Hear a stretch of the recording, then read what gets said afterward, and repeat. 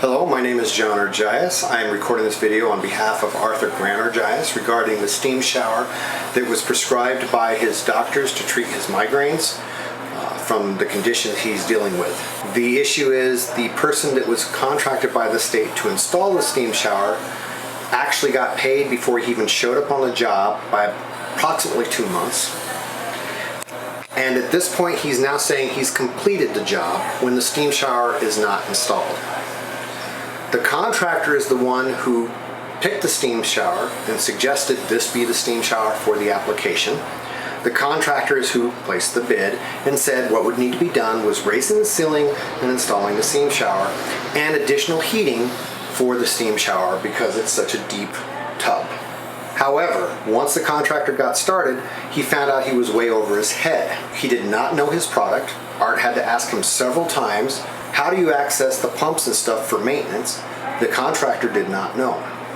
Once he started working on the project, he realized he screwed up. The sink had to be moved, the toilet had to be moved, and that was because this was the wrong fit for this project.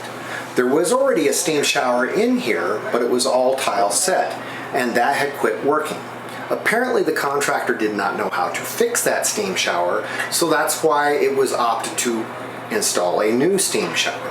Nonetheless, the bathroom was in good condition other than needing a repaired steam shower before this contractor showed up on the job. It is now several months in. The steam shower is still not installed, even though the contractor has said the job is complete. Let me show you how incomplete this job actually is. This is not attached. This is not attached. There is no caulking. You can stick paper through here. Water will just run. But this is the finished product. This diverter valve barely turns because it's defective or something. There is no water. The top is not even attached to the tub. It's just sitting there. And now we're going to fill this up with water with a garden hose. We'll unplug the drain and I'll show you how the plumbing is underneath the trailer that never got finished. That should be enough. Yeah, that should be enough. All right. Okay. Okay, go ahead and open the drain, Art.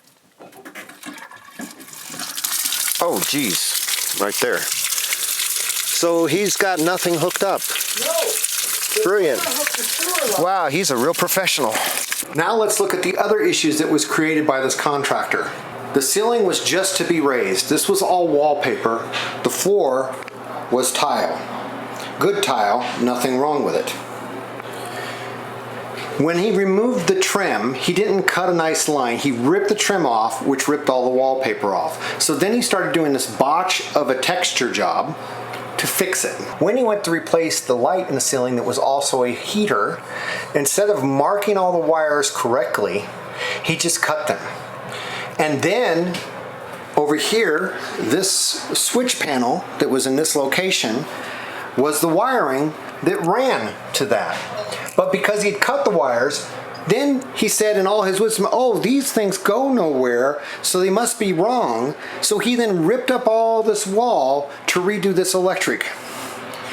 When all he had to do was use a continuity tester and figure out which switch goes to heat and goes to light and goes to whatever regarding the heater on the ceiling. None of this wiring right here had to be redone, and none of the wall had to be ripped out had the guy done his job right. The other issue was the fact that they needed to add a heater.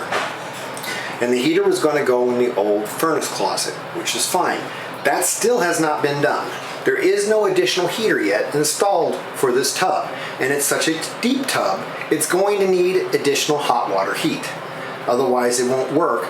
To run the jets and everything, it's not going to work. You can't run it on just a 30-gallon hot water heater, even a 50-gallon hot water heater when you got constant jets running. It's going to need additional heat. That has not been done. As you saw, the floor has been completely ripped out.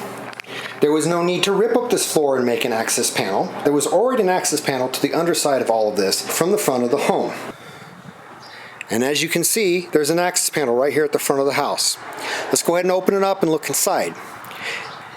You'll notice you can see 5-gallon buckets in here, and you can see how much space there is between the top of the 5-gallon bucket and the home. There's plenty of room to move underneath this home through this access panel. All the floor is now gone because he ripped it up for a new access panel, which was not needed. Yes, because the contractor screwed up and didn't think before he ordered the wrong kind of steam shower to put in this particular configuration, and there's no way to access the things without sliding it forward, yes, the toilet and the sink would have had to been moved. However, Artie still has tile from when that floor was put down, and that could have been easily replaced in the areas where the toilet and the sink was to patch those holes and make it match.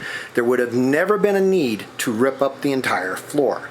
There would have never been a need to rip down all the wallpaper. None of that was needed, except for the fact the contractor didn't know his product, didn't know what he was doing, didn't ask where access points were, didn't think ahead.